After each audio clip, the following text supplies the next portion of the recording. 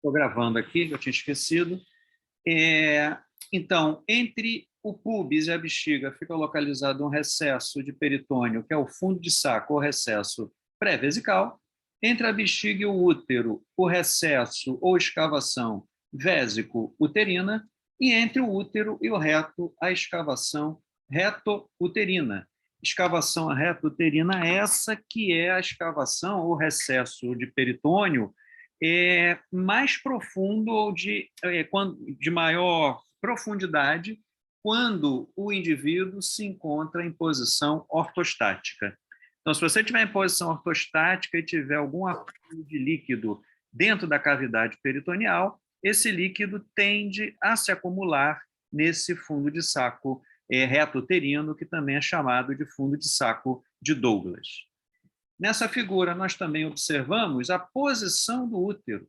O útero está fletido anteriormente. A gente vai descrever em detalhes essa posição mais adiante. Então, nós vimos as vísceras pélvicas numa posição, numa vista superior e agora numa vista lateral. E nesse outro slide, nós estamos vendo as vísceras pélvicas na mulher num corte sagital mediano.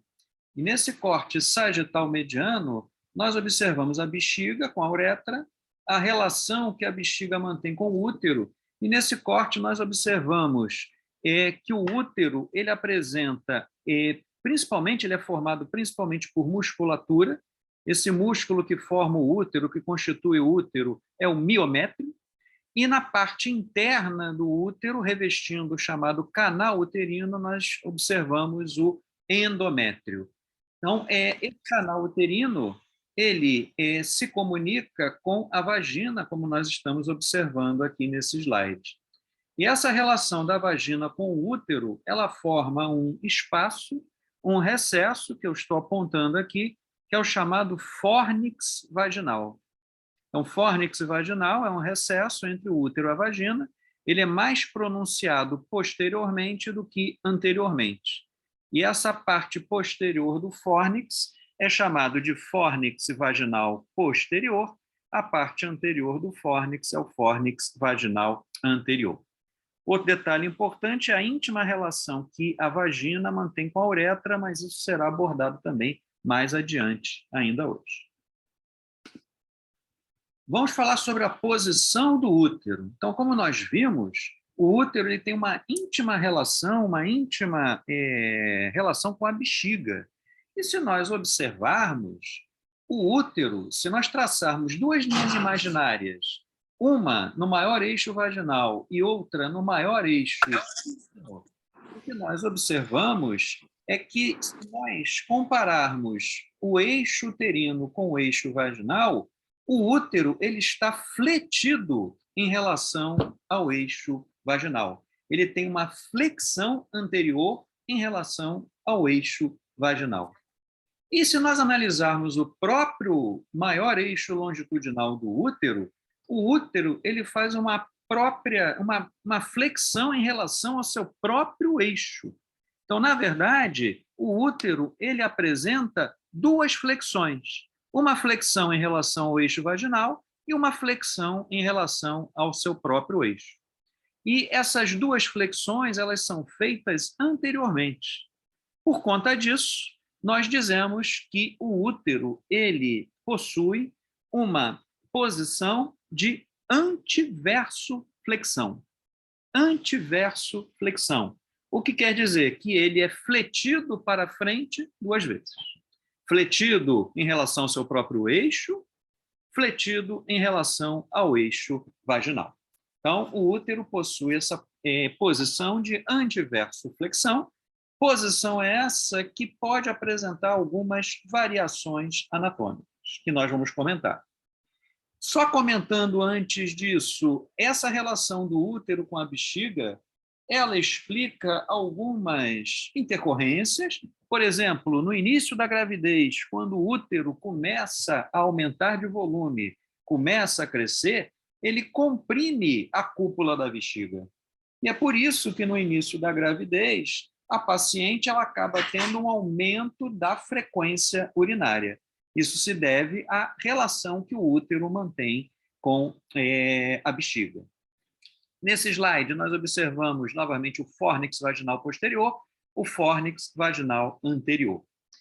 E existem, como nós comentamos, algumas variações nessa posição do útero em relação à bexiga, em relação aos seus eixos. E uma dessas variações é quando o útero ele está fletido no sentido oposto ao normal. Ele está fletido para trás. Essa é a situação chamada de posição de retroversão uterina. O útero estaria vertido ou fletido para o lado oposto do habitual, para o lado oposto do normal. Isso é uma variação anatômica porque pode dificultar a concepção, pode dificultar a gravidez. Essas anomalias na posição do útero podem alterar ou dificultar a gravidez. Então, posição de antiverso flexão. E aqui nesse slide, nós observamos, nós comentamos da gravidez, olhem como é que o útero cresce durante a gravidez, durante o período gestacional. Ele ocupa grande parte da cavidade abdominal, sendo que a parte superior do útero, que é o fundo uterino, pode chegar próximo ao apêndice tifoide. Esse slide aqui é para mostrar a vocês como que o útero varia de volume, varia de tamanho durante a vida da mulher. Desde o período neonatal até a menopausa, o útero ele apresenta uma grande variação no seu tamanho. Então, aqui vocês estão vendo o útero da criança, o útero do recém-nascido, e um detalhe importante, o útero do recém-nascido, da recém-nascida, ele acaba sendo maior do que o útero da criança por conta ainda do efeito dos hormônios gestacionais. Então, o útero do recém-nascido acaba sendo maior do que o útero da criança por conta disso. Com a puberdade, o útero ele se desenvolve, atingindo esses tamanhos maiores na gravidez, e após a menopausa, o útero acaba diminuindo de tamanho, diminuindo de volume, entrando num processo de atrofia. Então, a variação de volume, de tamanho do útero é muito significativa durante a vida da mulher. Aqui nesse slide, nós estamos vendo bem a relação do útero com a vagina e estamos vendo as 3 camadas do útero que nós já tínhamos comentado por alto. Então, essa relação do colo do útero com a vagina é a relação onde ficam situados esses recessos, ou esse recesso, que é o chamado fórnix vaginal, que apresenta uma região anterior, uma região posterior e uma região lateral. E aqui nós vemos as 3 camadas do útero. O endométrio é esse epitélio, essa camada que reveste o canal uterino. O canal uterino ele se comunica aqui com a região da vagina, é a região aqui do endométrio, onde vai se implantar o concepto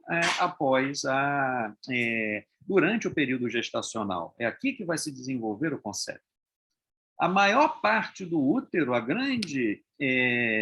parte mais importante do útero, é formada por músculo, como vocês podem observar aqui. O miométrio é a camada abundante, bem delimitada aqui nesse corte sagital mediano. Nós estamos mostrando a grande quantidade de musculatura que constitui o órgão. O miométrio ele é importante para contrair o útero durante o período expulsivo na gravidez e também para contrair o canal endometrial e auxiliar na eliminação dos fragmentos do período originados a partir do período menstrual. Então, o útero tem um endométrio, um miométrio, e essa camada em íntimo contato com o miométrio é o chamado epimétrio, um tecido conjuntivo que reveste o útero. As 3 camadas uterinas, portanto, epimétrio, miométrio e endométrio. Aqui nós vimos ainda o canal uterino e o fórnix vaginal. O endométrio, nós já comentamos, o miométrio, como vocês observam aqui, ele é formado por várias camadas musculares que se interdigitam. Então, existe uma grande quantidade de camadas musculares que acabam formando ou constituindo essa região uterina. E essa musculatura, portanto, ela é de fundamental importância para esse processo de contração do útero, principalmente no período gravídico, como nós já comentamos. O miométrio ele pode ser sede de inúmeras patologias, assim como o endométrio, o útero em si, mas uma das patologias mais comuns que acomete esse órgão são os miomas, que nós estamos observando aqui nesse slide. O mioma nada mais é do que um tumor na musculatura uterina, um tumor do miométrio. E esses tumores, eles podem ser de diversos tamanhos, eles podem ser grandes, como vocês observam, pequenos, pediculados, podem se localizar na região do colo vesical e se estender para a vagina, mas o grande problema desses tumores, dos miomas, é que eles podem causar sangramentos, principalmente durante o período menstrual. Sangramento esse que é chamado de metrorragia. Então, a paciente, quando desenvolve uma metrorragia, a principal causa que tem que ser investigada é se a paciente não está diante ou se ela não possui um mioma, um tumor como esse que nós estamos observando. Aqui duas peças do nosso anatômico, um corte sagital, numa vista superior, numa peça cadavérica, peças com miomas. Então, são peças de genital feminino, genital feminino, aqui o púbis, a bexiga, o útero miomatoso, cheio de miomas, com o colo do útero e o reto. E aqui numa vista mais aproximada, mostrando o aspecto dessas tumorações benignas. Então, na nossa aula prática, nós vamos ter oportunidade de ver essas peças portadoras de mioma. O endométrio, que reveste o canal uterino, ele é uma camada formada por epitélio, por glândulas, por vasos, e parte dessa camada acaba se soltando, se descamando durante o período menstrual por conta de influências hormonais. Então, o fluxo menstrual, o fluido menstrual, ele tem no seu conteúdo todos esses elementos, epitélio, vasos, glândulas. Tudo isso é eliminado durante o fluxo menstrual, durante o ciclo das mulheres. Então, e todo esse fluxo, ele é eliminado, ele passa pelo canal uterino e pela região vaginal, como nós vemos aqui nesse corte sagital mediano. Nesse outro slide, nós observamos uma importante relação que o útero mantém. É a relação que o útero mantém com o peritônio. Então, aqui nós estamos vendo uma visão, um corte frontal de uma pelve feminina. Aqui nós estamos vendo os dois ligamentos redondos seccionados, as duas tubas uterinas, o ovário desse lado foi retirado, e aqui nós vemos o ovário em íntima conexão com o ligamento próprio do ovário, a vagina, que foi seccionada parcialmente, o colo do útero, é a musculatura pélvica que nós vamos descrever mais adiante. Esse slide é para nos mostrar a importante relação que o peritônio mantém com o útero. O peritônio, ele recobre o útero, a tuba uterina, como se ele fosse um avental.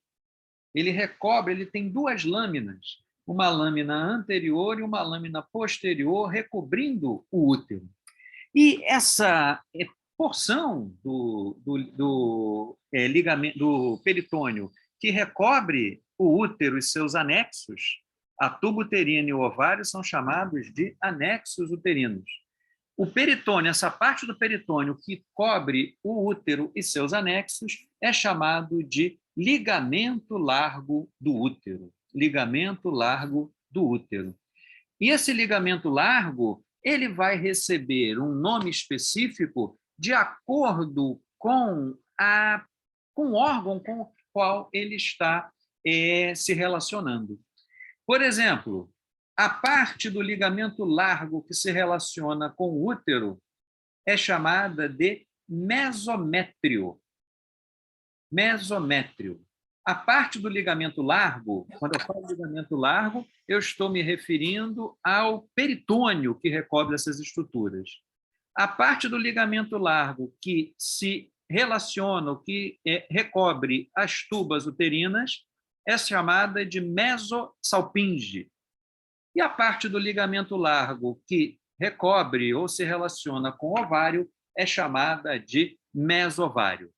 Então, mesométrio, mesosalpinge e mesovário são extensões desse ligamento do peritônio que recobre essas estruturas. Um outro detalhe importante que nós observamos bem nesse slide é que entre as duas lâminas do ligamento largo, aqui nós estamos vendo a lâmina anterior do peritônio, que forma o ligamento largo, a lâmina posterior não está vista, mas ela estaria atrás aqui dessa região posterior a esse slide. Entre essas duas lâminas de ligamento largo, do ligamento largo, existe uma grande quantidade de tecido areolar, de gordura. Esse tecido é chamado de tecido conjuntivo pélvico subperitoneal. Esse tecido conjuntivo pélvico subperitoneal, a parte dele, ou a região dele que está próxima ao útero, é chamada de paramétrio. Paramétrio. Então, vejam só, abrindo um parênteses aqui, pessoal. Paramétrio, mesométrio, epimétrio, miométrio e endométrio. A gente tem que tomar cuidado para não confundir esses termos. Endométrio é a camada que reveste o canal uterino. Miométrio é a camada muscular. Epimétrio, tecido conjuntivo que está em íntimo contato com a musculatura uterina. Mesométrio, essa dobra de peritônio que se relaciona com o útero. E o paramétrio, o tecido conjuntivo entre as duas lâminas do ligamento largo que ficam em contato com o útero. Esse tecido conjuntivo pélvico subperitoneal ele tem grande relevância, pois ele vai apresentar espessamentos que originarão alguns ligamentos importantes na sustentação uterina, como nós veremos mais adiante. Novamente aqui, nós estamos vendo só agora o útero e seus anexos, aqui numa vista posterior. Eu sei que é uma vista posterior porque eu estou vendo os ovários eles estão atrás do útero, posteriores ao útero, unidos a ele pelo ligamento próprio do ovário, e aqui um corte frontal do útero. Esse slide ele é importante porque está nos mostrando a relação do útero com o peritônio, com o ligamento largo. Tudo isso aqui em amarelo é ligamento largo. Aqui eu estou vendo a lâmina posterior do ligamento largo, a lâmina anterior está mais aqui para frente, e o tecido conjuntivo pélvico subperitoneal entre os dois. Esse slide aqui ele nos mostra muito bem a tuba uterina, o ovário, o ligamento próprio do ovário e as porções do útero. O útero ele é dividido em segmentos, em porções. Essa parte do útero que nós vemos aqui e aqui nesse corte frontal, que fica acima das tubas uterinas, é chamada de fundo do útero. Então, o útero ele tem um fundo. Fundo é essa região que fica acima das tubas uterinas. Ele apresenta o corpo uterino. Corpo é essa região abaixo das tubas até esse estreitamento aqui. Corpo uterino. Essa região de estreitamento que fica localizado cerca de 2 centímetros acima 2 centímetros acima da cúpula da vagina, é o istmo do útero. Então, fundo, corpo, istmo, e essa região em contato com a vagina é o colo uterino, ou cérvix uterino. Colo ou cérvix uterino. E aqui no cérvix, no colo do útero, nós temos o orifício externo do útero, que comunica o útero com a vagina. Então, o útero ele tem um fundo, um corpo, um istmo e uma cérvix ou colo. Essas são as regiões uterinas. Nesses dois cortes aqui, nós observamos bem o mesométrio, o mesosalpinge, que é essa região que fica ao redor da tuba uterina, e o mesovário, mesométrio, mesosálpinge e mesoovário, que são regiões ou porções do ligamento largo, como nós comentamos. Esse slide nos mostra ainda que na região do mesosálpinge, essa região do ligamento largo, em íntimo contato com a tuba uterina, que reveste a tuba uterina, essa região apresenta estruturas vestigiais, estruturas que são resquícios embrionários do desenvolvimento dos ductos mesonéfricos, ou dos ductos de Wolff, dos ductos que vão originar o sistema genital masculino. Então, essas estruturas vestigiais que vocês observam aqui são chamadas de epoóforo e paraóforo. São resquícios do ducto de Wolff, que no homem originariam o epidídimo, o ducto deferente, na mulher se degeneram e originam esses resquícios que são epoóforo e paraóforo. De pouca importância clínica, mas em determinadas circunstâncias o epoóforo e o paraóforo podem ser sede de cistos, podem se formar cistos nessa região. Um outro detalhe que nós precisamos observar, dois detalhes ainda desse slide, um deles é que bem perto aqui do colo do útero se inserem dois importantes ligamentos que fixam o útero ao sacro. São os ligamentos uterossacros, ligamentos importantíssimos para a fixação uterina, para fixar o útero em sua posição. E nesse corte frontal, nós observamos em íntimos detalhes, nós observamos muito bem o fórnix vaginal.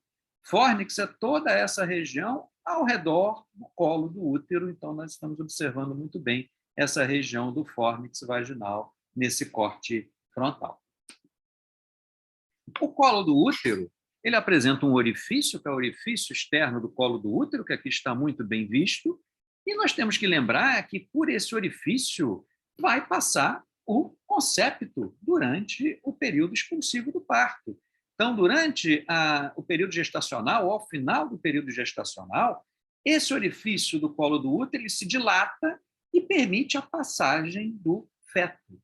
E é essa dilatação aqui que é sentida no exame ginecológico, que todos vocês já devem ter ouvido falar. A paciente está com dilatação de 1 centímetro, 2 centímetros, 5 centímetros. Essa dilatação ela ocorre mediada por liberação de hormônios e também pela contração que ocorre na musculatura uterina, e esse orifício ele se dilata muito, permitindo a passagem do concepto. E o que nós observamos é que após a gravidez, após a passagem do concepto, o orifício do colo do útero ele nunca mais volta a ser o mesmo. Então, aqui, vocês estão observando como é o colo do útero de uma paciente nulípara, ou seja, que nunca teve filhos. Ele é pontiforme, é um orifício menor. Já numa paciente que teve um filho por via vaginal, olhem como é que é o orifício do colo do útero. Ele é mais alargado, com cicatrizes. E uma paciente que teve mais de um filho por via vaginal, o colo do útero ele é todo alargado, com várias projeções, várias cicatrizes. Então, é muito fácil de nós, pelo exame clínico e pela avaliação da peça, nós sabermos se a paciente é uma nulípara, primípara ou multípara. O colo do útero ele acaba se modificando após esse período da passagem do feto por essa região. Aqui nós estamos vendo um exame que é muito frequentemente utilizado para avaliação do colo do útero, que é a chamada colposcopia. É um exame onde se coloca um aparelho e você visualiza o colo do útero com uma maior magnificação. Esse exame, a colposcopia, é muito importante para avaliação de algumas patologias que podem acometer essa região, patologias inflamatórias e neoplásicas. E nós observamos aqui como é a visão do colo do útero no exame especular. Então, o colo do útero ele é relativamente fácil de ser identificado, avaliado no exame ginecológico. Então, nesse exame ginecológico se coloca um espéculo, e esse espéculo que nós observamos aqui Através dele, nós podemos visualizar diversas patologias. Por exemplo, aqui nós estamos vendo uma patologia inflamatória. O paciente está com uma infecção no colo do útero, com saída de secreção, toda essa região inflamada. Então, a avaliação do colo do útero ela é possível com o auxílio desse instrumento que é do dia a dia do ginecologista, que é o espéculo vaginal. Então, o espéculo vaginal ele é de fundamental importância para que nós possamos fazer um exame adequado dessa região. Mas, sem dúvida, a patologia de maior relevância, maior importância do colo do útero é o câncer de colo do útero, o tumor do colo do útero. Esse tumor do colo do útero, ele é diretamente relacionado à infecção pelo vírus HPV, dos subtipos 16 e 18. Então, esse tumor é um tumor muito comum na mulher. É um tumor de potencial agressivo e com um grande avanço que ocorreu nos últimos anos é a vacinação contra o HPV. Então, a esperança que nós temos é que, no futuro, essa doença, que hoje é extremamente prevalente, ela acabe sendo erradicada, porque ela é causada, o principal fator etiológico dela é o HPV. E com essa vacinação, a médio e longo prazo, talvez esse tipo de tumor ele seja erradicado. Então, o diagnóstico do tumor de colo de útero ele é feito no chamado exame preventivo, que todo mundo já ouviu falar. Se coleta uma amostra histológica dessa região, se manda para análise, e nessa análise nós avaliamos o aspecto das células dessa região, como vocês estão vendo aqui. Se esse aspecto é de células inflamatórias, pré-cancerosas, cancerosas. É normal se o paciente não tem nada. E, dependendo do estadio, se você faz um diagnóstico precoce desse tumor, você retira o tumor e o paciente fica curado.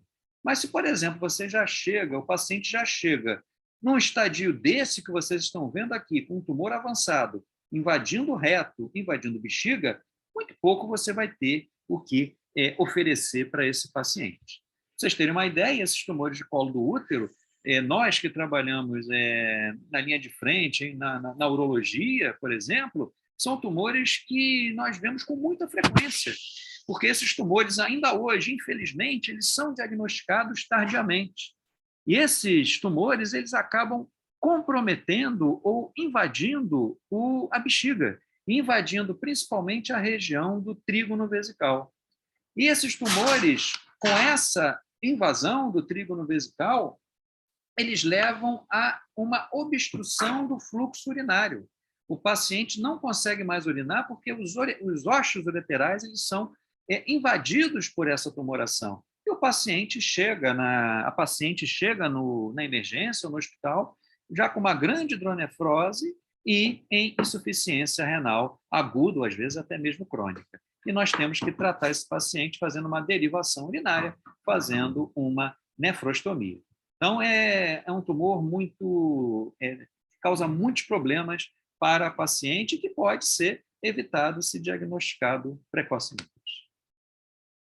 Muito bem, o assoalho pélvico, nós vamos ter, na segunda-feira, eu vou disponibilizar uma aula de paredes pélvicas, onde a gente vai disponibilizar, vai mostrar muito bem essa anatomia do assoalho pélvico na mulher. Mas só para vocês terem uma rápida ideia, como assoalho pélvico, nós definimos assoalho pélvico na mulher.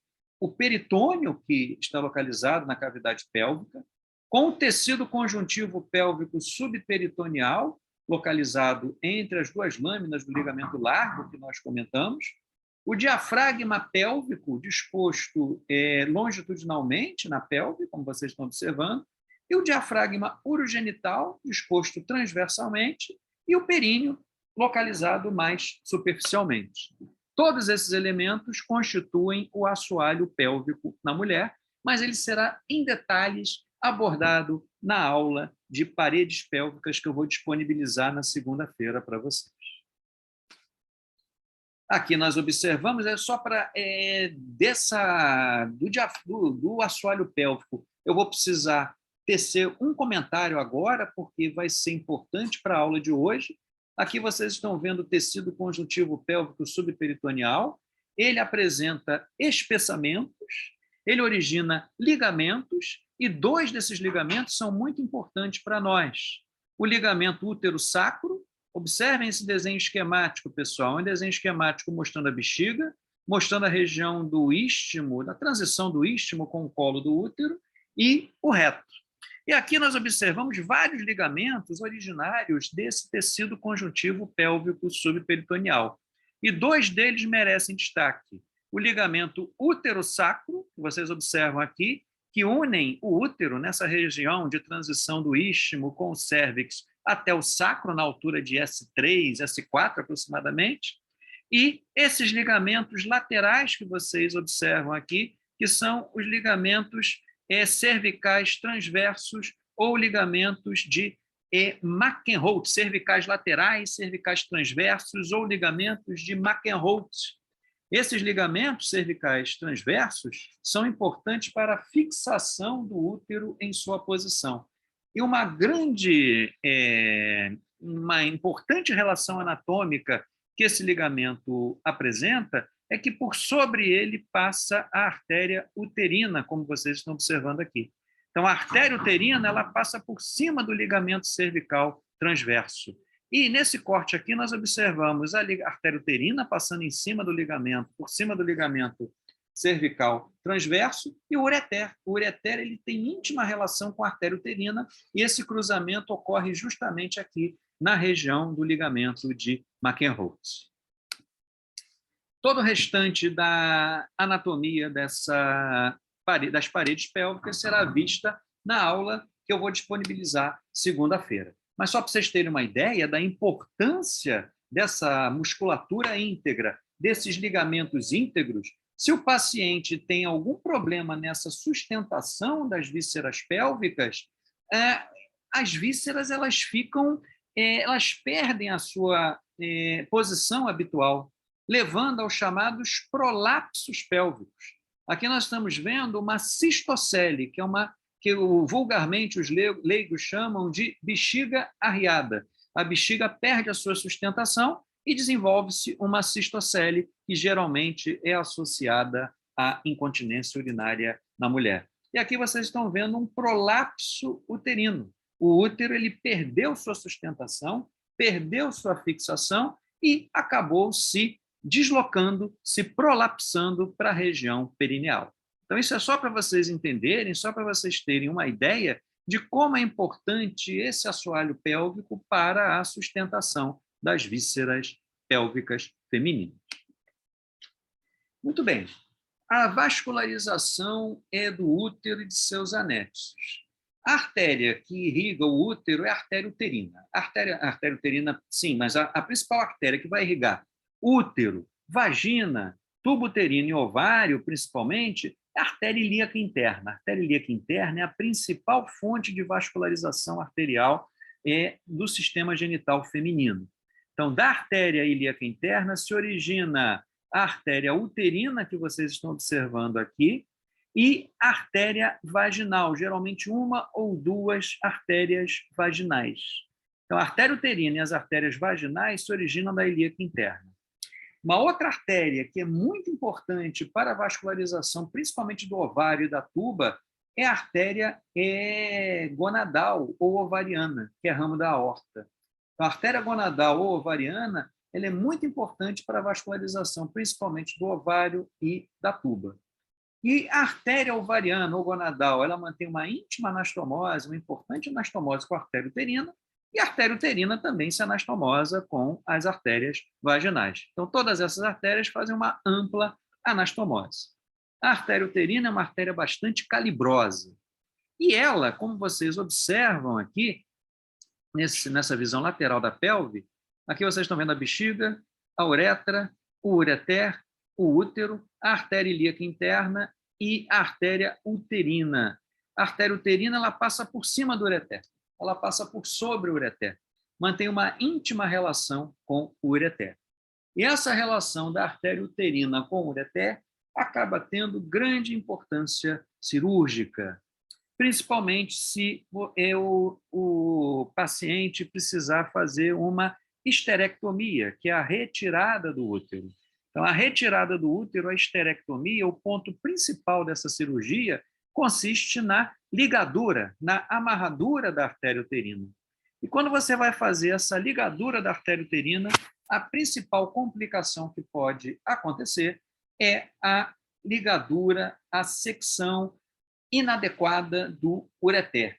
Então, você vai ligar a artéria uterina e corta o ureter, ou amarra o ureter junto, e o paciente desenvolve uma hidronefrose, desenvolve uma fístula, causando uma iatrogenia. Então, essa relação entre o útero, a artéria uterina e o ureter tem grande importância cirúrgica, e o ginecologista, o cirurgião oncológico, quando precisar fazer esterectomia, ele tem que ter muito cuidado para não lesar esse vaso, não lesar essa artéria. É o que a gente está vendo nesse slide. Olha só, uma visão anterior das vísceras pélvicas da mulher: a bexiga, a vagina, o útero, o ovário, a tuba uterina, que nós estamos vendo o rim esquerdo, o ureter. Olha a artéria ovariana aqui saindo da aorta, veia testicular esquerda indo para a veia cava inferior, a artéria ovariana descendo, indo irrigar o ureter. Aqui nós estamos vendo a artéria ilíaca interna originando a artéria uterina, e olhem o trajeto do ureter. Ele cruza as artérias ilíacas, próximo ali da bifurcação das ilíacas, penetra na pelve, passa por baixo do ureter. Então, na hora de fazer a histerectomia e ligar a artéria uterina, deve-se fazer essa ligadura o mais próximo possível do útero, com o útero tracionado, para evitar uma ligadura inadvertida do ureter. Então, é um procedimento, é uma cirurgia que pode originar ou pode levar a esse tipo de complicação. A drenagem venosa do útero é feita através das veias uterinas, principalmente. Essas veias uterinas, existe um plexo venoso aqui ao redor do útero. Esse plexo venoso drena para as veias uterinas, e as veias uterinas acabam drenando para as veias ilíacas internas, e daí para o sistema cava inferior. Então, a drenagem venosa é feita para as veias uterinas. A drenagem linfática do útero, ela é principalmente feita para linfonodos ao longo do reto peritônio, localizados no reto peritônio. Por exemplo, aqui nós estamos vendo a região do fundo do útero, drena para linfonodos ao longo da aorta e da veia cava inferior. Linfonodos próximos aqui, ou a região próxima do ligamento redondo do útero, drena para linfonodos inguinais superficiais. Isso aqui é uma informação importante, pessoal, porque em casos de tumores malignos do útero, esses tumores, uma das principais vias de disseminação desses tumores, de metástase desses tumores, é pela via linfonodal. E você pode ter uma metástase para linfonodo na região inguinal se essa tumoração estiver próxima aqui do ligamento redondo do útero. Então, os tumores próximos do ligamento redondo, ou a região próxima do ligamento redondo, drena para linfonodos inguinais. O corpo do útero drena para linfonodos ilíacos externos, e a região do colo uterino geralmente drena para linfonodos sacrais. Então, fundo, linfonodos aórticos e cavais. Região perto do ligamento redondo, linfonodos inguinais. Corpo do útero, linfonodos ilíacos externos. E região do cérvix uterino para linfonodos sacrais. Essa drenagem linfática do útero, ela tem relevância clínica, principalmente na disseminação dessas metástases. E a inervação do útero, ela é feita principalmente pelo plexo nervoso útero-vaginal. Esse plexo, ele contém fibras simpáticas, parasimpáticas e viscerais, e ele é uma extensão, nada mais nada menos, do que do plexo hipogástrico inferior, que nós estamos observando aqui. Vocês lembram? O plexo hipogástrico superior, ele se localiza na altura ali próxima do promontório. Nessa região próxima do promontório, o plexo hipogástrico superior origina um ramo direito e um ramo esquerdo. Esse ramo direito e ramo esquerdo do plexo hipogástrico superior, agora chamados de nervos hipogástricos, eles descem, se dirigem para a pelve, recebem os nervos esplâncnicos pélvicos parasimpáticos e formam esse grande plexo nervoso na cavidade pélvica. E do plexo hipogástrico, que agora passa a ser chamado plexo hipogástrico inferior. E esse plexo hipogástrico inferior, ele origina ramos que vão formar o plexo retal, ramos que vão formar o plexo vesical e ramos que vão inervar ou vão formar o plexo útero-vaginal. Então, o plexo hipogástrico inferior ele é responsável pela inervação autonômica das vísceras pélvicas, tanto na mulher como no homem. A vagina, ela tem uma íntima relação com o útero, como nós estamos observando. Ela é formada principalmente por musculatura, por tecido elástico, e ela tem por característica uma grande distensibilidade. Ela tem em média de 12 a 15 centímetros, e nós temos que lembrar, tem uma camada mucosa importante, camada mucosa essa é onde existe uma grande quantidade de pregas, que são as chamadas rugas vaginais. Essa região da vagina, nós temos, esse órgão, nós temos que lembrar que ele tem uma enorme distensibilidade, porque por aqui vai passar o feto, com 3 quilos, 3,5 quilos e 45 a 50 centímetros de comprimento. Então, essa região ela acaba tendo uma grande distensão. A vagina ela funciona como uma região, um órgão de passagem. Ele permite a passagem do feto durante o período expulsivo do parto e também é o órgão da cópula do sistema genital feminino. Então, um órgão de grande importância na gestação e também para a concepção. A vagina ela tem uma íntima relação, como nós já falamos, com a uretra. Aqui nesse corte sagital, nós visualizamos a parede posterior da vagina e a parede anterior da vagina. A parede anterior da vagina ela está em íntimo contato com a parede posterior da uretra. A vagina e a uretra estão em íntimo contato. Isso explica a facilidade da ascensão de bactérias da vagina pela uretra e a maior facilidade ou a maior chance das pacientes do sexo feminino terem infecção do trato urinário. Então, as infecções do trato urinário são muito mais comuns na mulher do que o homem por causa desse detalhe anatômico, da proximidade do orifício vaginal com o orifício da uretra. Aqui nós estamos observando o epitélio da vagina, é um epitélio estratificado pavimentoso, e existe uma grande quantidade de musculatura lisa nessa região. Esse epitélio ele apresenta, ele é rico em glicogênio, ele produz ácido lático, que faz com que o pH das secreções vaginais ele seja um pH ácido. Então, a vagina é de fundamental importância e esse epitélio ele secreta, ele produz uma secreção que é muito importante, que lubrifica a vagina, principalmente, muito importante durante o processo da cópula. E a vagina ela é série de diversas patologias, as patologias inflamatórias, que a gente até chegou a citar, como vocês estão observando aqui, essas patologias elas são chamadas de vulvovaginites. Então, a vulvovaginite nada mais é do que um processo inflamatório da vagina, que tem múltiplas causas, geralmente bacteriana. E a entrada da vagina, o ósseo externo da vagina, ele é protegido, ele é coberto por uma membrana. Membrana essa que é chamada de ímen. E nós vamos falar melhor do ímen na segunda aula, que é a aula de genitália externa, mas a gente já chama aqui a atenção para essa região. O ímen é essa membrana que protege a entrada da vagina. E a vagina ela é irrigada por ramos diretos da ilíaca interna, a artéria vaginal, uma ou duas artérias vaginais que se originam da ilíaca interna. A artéria uterina origina ramos vaginais que irrigam a vagina também. E a artéria pudenda interna, ela também origina ramos que vão irrigar principalmente o terço inferior da vagina. Então, nós podemos dizer que a vagina tem 3 fontes principais de vascularização: a artéria uterina, a artéria vaginal, ramo direto da ilíaca interna, e a artéria pudenda interna, que também origina ramos que vão irrigar essa região. A drenagem linfática da vagina é feita para linfonodos ilíacos internos, principalmente, e externos. Então, linfonodos ilíacos internos e ilíacos externos. A principal fonte de vascularização é de drenagem linfática da vagina.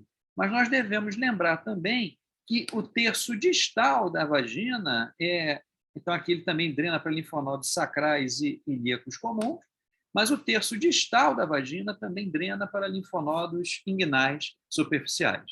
Então a vagina ela drena para linfonodos ilíacos externos, internos, comuns, sacrais, e com essa ressalva que os linfonodos inguinais superficiais drenam para os linfonodos inguinais superficiais, ou a linfa do terço inferior da vagina drena para linfonodos inguinais superficiais. Aqui a inervação vaginal é originária, a inervação autonômica é inervada, é originária do plexo útero-vaginal, que nós já comentamos, e a inervação somática é originária do nervo pudendo interno, nervo pudendo. A tubuterina, que nós observamos aqui nessa vista superior, anteriormente ela está relacionada com o útero, está em íntimo contato com o útero, e posteriormente ela se relaciona com o ovário. Então, aqui nós estamos vendo a tuba, que é uma região responsável pela passagem do espermatozoide do óvulo, é a região onde ocorre a fecundação, a tuba uterina. Geralmente a fecundação ocorre nessa região. Então, a tuba uterina ela apresenta uma região em íntimo contato com o útero, que é chamada de porção intramural, o istmo, o infundíbulo e a ampola. Então, ampola, infundíbulo, istmo e porção intramural são as 4 partes da tuba uterina. E, geralmente, a concepção ocorre aqui no infundíbulo, o encontro do óvulo com o espermatozoide. Agora, nós temos que destacar aqui que a ampola da tuba uterina ela apresenta um orifício, que é o ósseo da tuba uterina, e nessa região, que é mais dilatada, ela possui diversas projeções que vocês estão observando. Essas projeções são as chamadas fímbrias da tuba uterina. E essas fímbrias elas teriam movimentos rítmicos que auxiliariam na captação do óvulo originário, ou que se origina aqui do ovário durante o período da ovulação. Então, tuba uterina, porção intramural, istmo, infundíbulo e ampola, onde nós temos as fímbrias. Aqui uma visão laparoscópica das fímbrias e do ósseo da tuba uterina e da íntima relação dela com o ovário. Um detalhe importante que nós podemos visualizar muito bem nesse slide, observem aqui a tuba uterina. A tuba uterina ela está em íntimo contato com o ovário e, consequentemente, com o peritônio. O ovário é um órgão intraperitoneal. Então, a tuba uterina, o ósseo delas, tem contato com o ovário e, consequentemente, com o peritônio pélvico. A tuba uterina se comunica com o útero com a vagina com o meio externo. Então, isso explica o fato de que infecções vulvovaginites, processos infecciosos da vagina, eles podem ascender pelo útero, pela tuba e acometer o peritônio, causando as chamadas doenças inflamatórias pélvicas na mulher.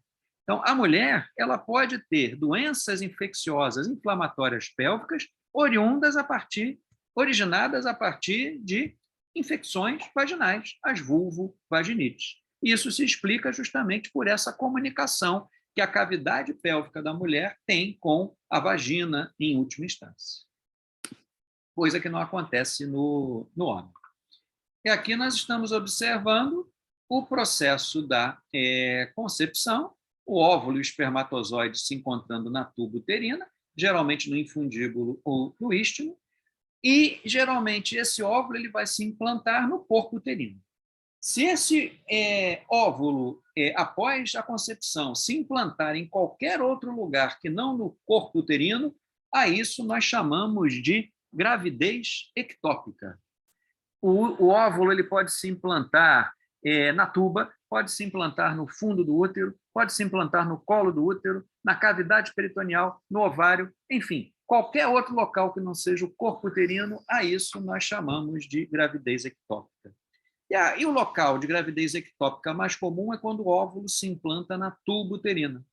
É a chamada gravidez tubária. E essa gravidez tubária é extremamente grave porque a tuba uterina ela não tem capacidade, de suportar, de conseguir abrigar o feto durante seu desenvolvimento. Então, com 10, 12 semanas, essa musculatura aqui, essa parede da tuba, que é muito fina, ela acaba se rompendo, levando ao que nós chamamos de prenhez tubária rota, ou gravidez tubária rota. A tuba se rompe, a paciente ela tem dor, entra em choque hipovolêmico e tem que ser operada de urgência, porque a tuba uterina se rompe e ela não está preparada para receber um feto desse tamanho, ela não tem características morfológicas para abrigar o feto. Então, a prenhez tubária rota, vocês vão ouvir falar muito dela no decorrer da vida clínica de vocês. O epoóforo e o paraóforo a gente já tinha comentado, eles têm pouca importância clínica, mas podem originar cistos. E esses cistos, quando presentes, sempre que você tiver um cisto pélvico na mulher, nós temos que colocar no diagnóstico diferencial que eles sejam de origem do paraóforo ou do epoóforo. E os ovários, para terminar essa primeira aula, eles estão localizados posterior ao útero, são as gônadas femininas, produzem o gameta feminino e produzem os hormônios sexuais femininos. Os ovários eles têm uma extremidade tubária, uma extremidade uterina, uma face superior, uma face inferior, uma borda lateral, uma borda medial. Face, novamente, face uterina, face tubária, face superior, face inferior, borda medial, borda lateral. Íntima relação com a tuba, e ele se fixa ao útero, tem íntima conexão com o útero por conta desse ligamento, que é o chamado ligamento próprio do ovário. E lembrando que o ovário ele está sempre localizado posterior ao útero. E aqui nós observamos o feixe vasculo-nervoso, ou pedículo ovariano. Aqui nós estamos vendo os vasos ovarianos que se dirigem para irrigar o ovário e a tuba uterina, e aqui nós estamos vendo o ureter, que passa muito perto dessa região também. Está aqui a relação entre a tuba e o ovário, a importância das fímbrias, elas teriam importância para captar os óvulos. Numa pelve feminina, nós estamos vendo o útero e o ovário, numa vista superior, e aqui durante uma laparoscopia, o útero, o ovário, ligamento próprio do ovário, a tuba uterina com as fímbrias, íntima relação da tuba com o ovário. O ovário ele tem diversas estruturas. Aqui, essa fisiologia da formação do óvulo, nós não vamos comentar, não nos interessa agora, mas isso é para a fisiologia, aqui só mostrando aqui os vasos ovarianos penetrando no ovário. Esse ciclo ovariano ele está diretamente ligado ao fluxo, ao período menstrual, desenvolvimento do endométrio, regulação hipofisária, isso vocês vão ver na fisiologia. Aqui a histologia do ovário, a formação do óvulo, na microscopia eletrônica, e aqui nós estamos vendo, mais uma vez, uma laparoscopia mostrando a tuba uterina e o ovário. E aqui nós estamos observando um cisto ovariano, uma patologia muito comum que acomete o ovário é o cisto, e durante uma laparoscopia vocês estão vendo o cisto sendo ressecado, sendo retirado. Esses cistos ovarianos, eles podem, esses tumores cistos do ovário, podem assumir tamanhos muito volumosos, como vocês estão observando aqui, e muitas vezes ocupar grande parte do abdômen das pacientes. Vocês vão ver isso, são os teratomas ovarianos, isso vocês poderão ver durante a vida clínica de vocês. O ovário, ele é irrigado pelas artérias ovarianas, ramos da aorta, que nós já comentamos, mas a artéria uterina ela participa da irrigação do ovário. E a drenagem linfática do ovário é feita para linfonodos ao longo da aorta e da cava e para linfonodos ilíacos. Então, isso é um ponto importante na anatomia desse órgão. Então, aqui nós estamos observando a artéria ovariana originando um ramo tubário, indo-se irrigar o ovário, e a artéria uterina originando ramos que também vão fazer anastomose e irrigar essas estruturas. A artéria uterina e a artéria ovariana participam da irrigação desses dois órgãos. Então, era isso. Eu vou descompartilhar. Parei de compartilhar a tela e vou me colocar aqui à disposição. Vou parar a gravação também. Deixa eu ver se eu consigo parar a gravação.